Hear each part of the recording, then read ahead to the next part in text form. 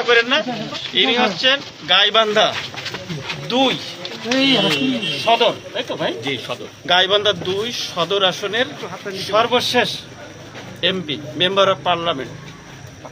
ওনার নামে গাইবান্ধাতে মামলা আছে, সেই মামলার রেফারেন্সে আমরা ওনাকে এখানে পেয়েছি, আমরা নিয়ে যাচ্ছি।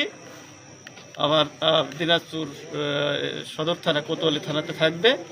পরবর্তীতে এসে গাইবান্ধা থেকে পুলিশ সদস্যরা আসবে, এসে ওনাকে নিয়ে যাবে, নিয়ে গাইবান্ধা কোর্টে ওনাকে হাজির করবে।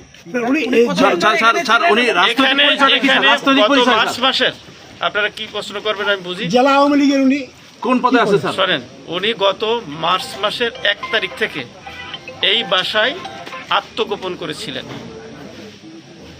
আওয়ামী লীগের কোন পদে ছিলেন বলে দেন, আপনি বলেন। সাংগঠনিক সম্পাদক জেলার গাইবান্ধা জেলার সাংগঠনিক সম্পাদক ছিলেন, ওনার মুখেই শুনলেন।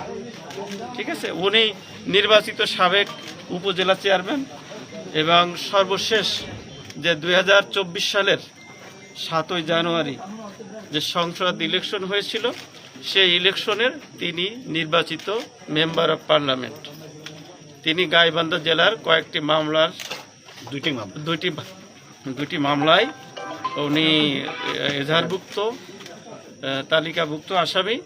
আমাদের এখানে আত্মগোপনে ছিলেন, আমরা সংবাদ পেয়ে আমরা ওনাকে নিয়ে যাচ্ছি এবং গাইবান্ধা পুলিশকে আমরা হস্তান্তর করে দেব। মালিক ওনার আপন ভগ্নিপতি।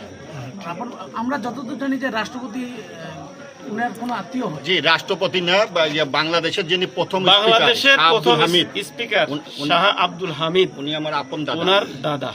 আর ওনার চাচাও একজন এমপি ছিলেন গাইবান্ধা 4 আসনে। আমার চাচা, আমার 3 পুরুষের আমরা পার্লামেন্ট সদস্য।